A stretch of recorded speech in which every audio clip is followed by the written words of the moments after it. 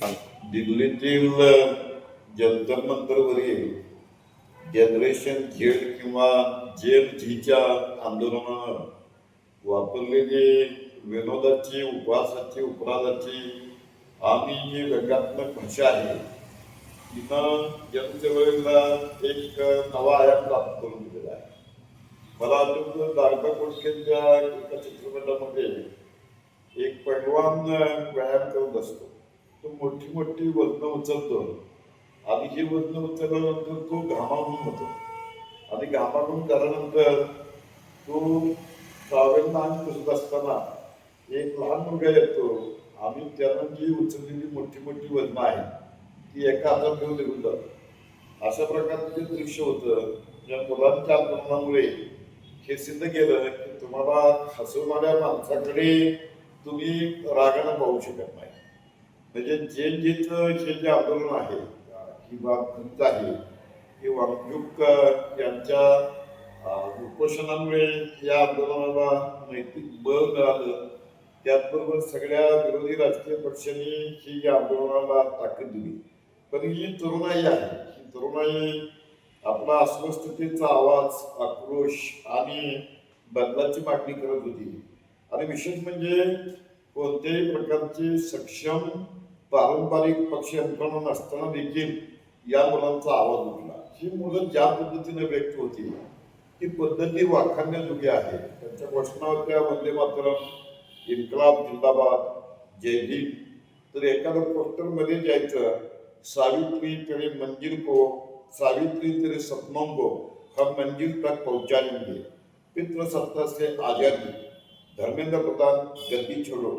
म्हणजे या आंदोलनामुळे खास करून मुलींचा जो सहभाग आहे त्यामुळे आपापच सोशल मीडियामध्ये वुमन विथ स्पाईन, दाखड चोरिया किंवा क्रांतिकारी मुली म्हणजे बडीज अशा नावाने त्यांचा उल्लेख व्हायला लागला. त्यांनी एक पोस्टर लावलं होतं, buddies are not apolitical, buddies lead the chaos, अशा प्रकारची पोस्टर्स आली. त्याचबरोबर nothing can build the light that shines from within अशाही घोषणा होत्या.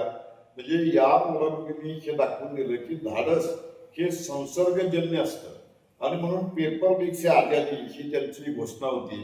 या मुलांच्या विरोधामध्ये पोस्टर्समध्ये सोशल मीडियामध्ये जी त्याने मीम्स केली त्यामध्ये सत्ता आणि समाज यामध्ये संवाद साधण्याचा प्रयत्न होता.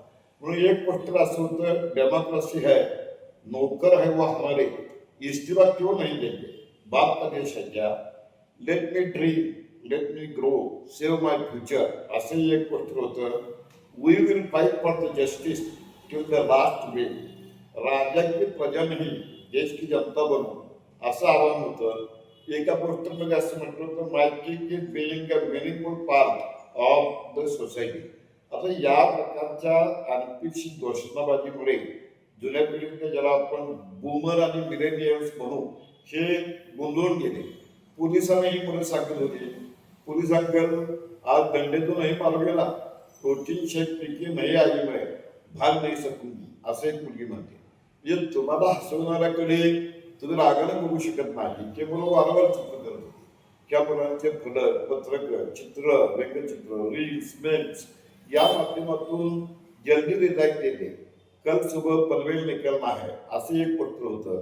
तर फोनवरती मिलोनी बरोबर बोलण्याचा डायलॉगचं नाटक करत माझ्या संगे नरलो नाहीस कधी इतकं एवढं काय त्या प्रधानमध्ये असा विनोद, उपवास, वक्रोक्ती, तिरकोसपणा सातत्यानं चालू होता. मुंबईमध्ये तर या आमदारकी बात आहे, पोलीस हमारे साथ आहे. तर काही मुलांनी मुंबईमध्ये मेरडीची ऍक्टिव्हिटी वाटली. कुठं पाण्याचा फवारा उडवला तर मुलं रेन डान्स करत होती. बॅरिकेड सोडण्यासाठी लावली तर त्याची ढकलगाडी करत होती. लाठ्या मारायला पोलीस आले तर राष्ट्रगीत सुरू करत होती. म्हणजे या मुलांनी सातत्यानं गोष्टातून हे सांगितलं की आप हमारे मन की बात सुनो. म्हणजे एक गोष्ट असं होतं की देव असं सांगतो की तू रिझाईन कर या पदे. म्हणजे या विनोद बुद्धीच्या माध्यमातून आपल्या देशातला महत्वाचा जो सामाजिक प्रश्न आहे तो या जनरेशन झेड किंवा जेन जींना लोकांसमोर मांडला. अर्थात त्यांची ही जी भाषा आहे ही बौद्धिक अशा प्रकारची भाषा आहे. यामध्ये विरोध आहे आता काही ठिकाणी काही वेळेला शिव्या देण्याचे वगैरे प्रकार जे झाले ते देखील भविष्यामध्ये जैन जींना आंदोलन करताना टाळायला पाहिजे हे बाकी खरं.